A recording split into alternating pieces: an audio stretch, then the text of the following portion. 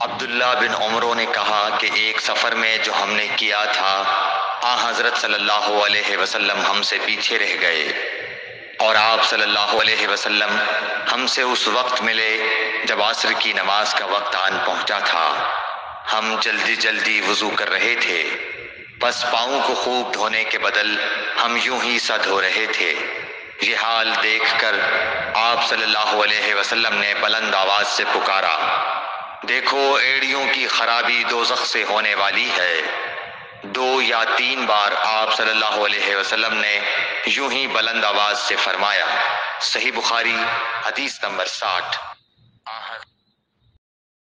حضرت صلی اللہ علیہ وسلم نے فرمایا، درختوں میں ایک درخت ایسا ہے کہ اس کے پتے نہیں جھڑتے، اور مسلمان کی مثال اسی درخت کی سی ہے، بتاؤ وہ کون سا درخت ہے؟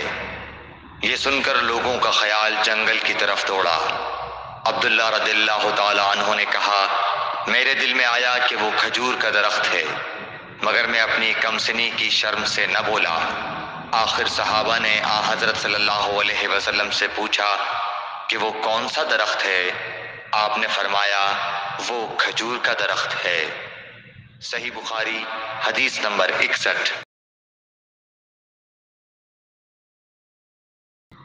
ایک بار حضرت صلی اللہ علیہ وسلم لوگوں میں بیٹھے ہوئے ان سے باتیں کر رہے تھے۔ اتنے میں ایک دیہاتی آپ کے پاس آیا اور پوچھنے لگا کہ قیامت کب آئے گی؟ آپ صلی اللہ علیہ وسلم اپنی گفتگو میں مصروف رہے۔ بعض لوگ جو مجلس میں تھے کہنے لگے، آپ صلی اللہ علیہ وسلم نے دیہاتی کی بات سنی لیکن پسند نہیں کی، اور بعض کہنے لگے کہ نہیں بلکہ آپ نے اس کی بات سنی ہی نہیں۔ جب آپ اپنی باتیں پوری کر چکے تو میں سمجھتا ہوں کہ آپ صلی اللہ علیہ وسلم نے یوں فرمایا، وہ قیامت کے بارے میں پوچھنے والا کہاں گیا؟